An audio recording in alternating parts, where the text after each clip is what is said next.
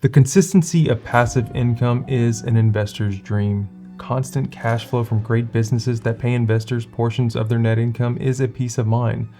But how do I determine what business is a viable business to receive passive income from? Well, today is that day that I get to share with you my top dividend stock pick for 2026. So buckle up. We will use the same method I used to determine my top growth pick of 2026. If you haven't seen that video, go ahead and go back and watch that video. I think you will like it. Hey there, my name is Anthony and welcome to Growing Your Wealth.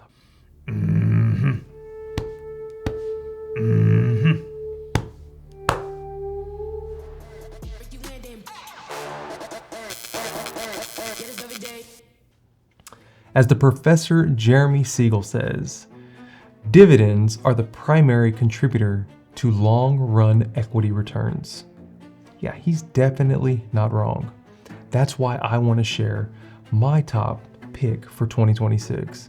But before I give you that name, you know I have to discuss the reasons. So let's run through the 5 W's for why I like this company. So, who is this company for? Well, basically it's for everyone. Anybody can use this product as it is needed for a living.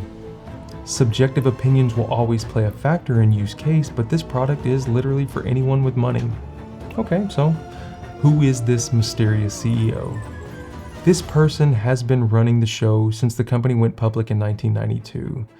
They've overseen massive growth through many business concepts under the umbrella business name. You know what that means. You're not just getting one company, you're getting multiple. They also have many awards and accolades in their respective sector acknowledging their innovation. Okay, so this person definitely has experience. But what do the financials look like?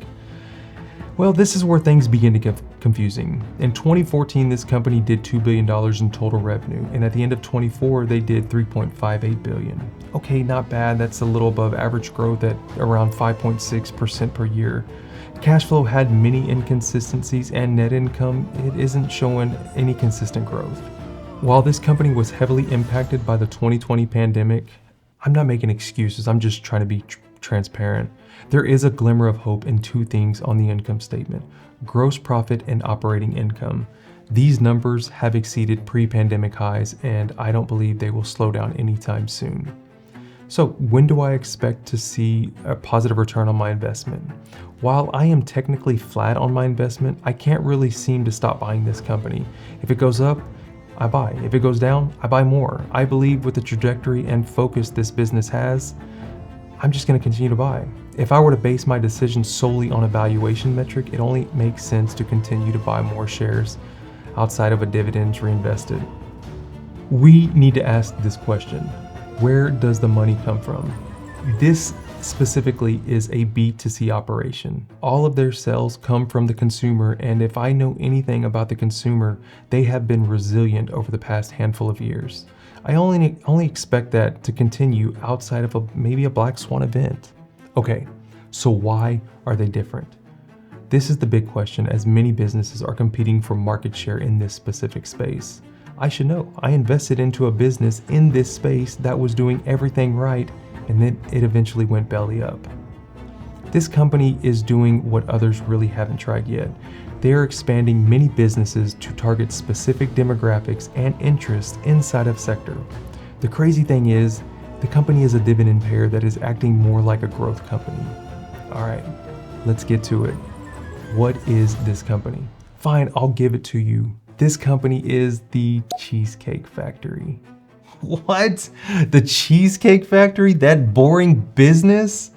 Well, this boring business is catering to new needs in the service restaurant industry and is moving into fast casual with new businesses. I was so hesitant to invest in this company after being burned in this sector before.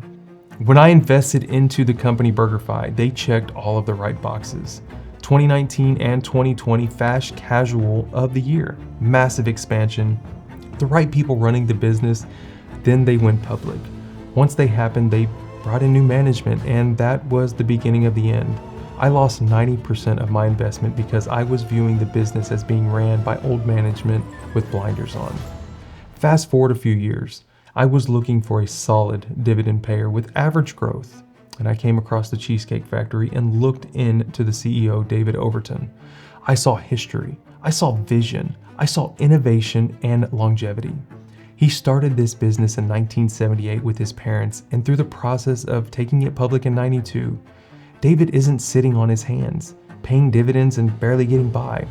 What I believe I found was a dividend payer that quite potentially can be a growth beast.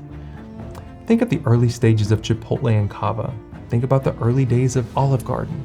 How can that be? It's only the Cheesecake Factory. They are expanding their businesses outside of the traditional Cheesecake Factory, and the great thing is, Wall Street hasn't caught on yet.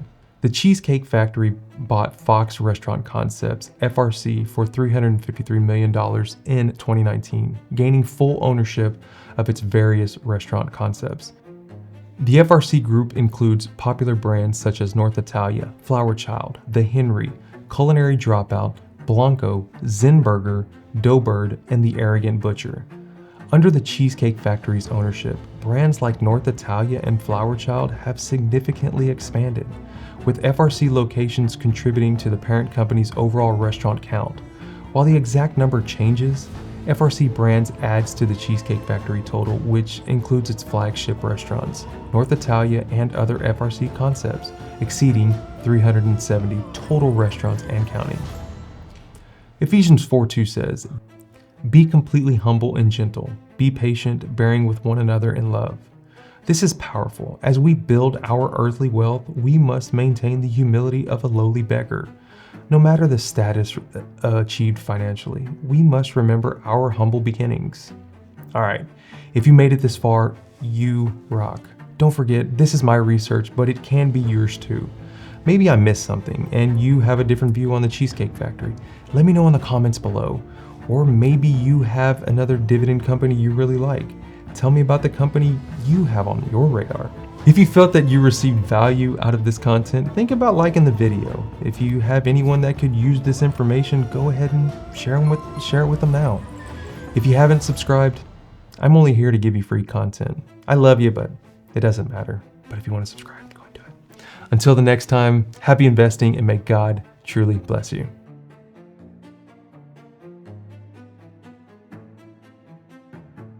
Until the next time, happy investing and may God truly, may He bless you. All right, here you go.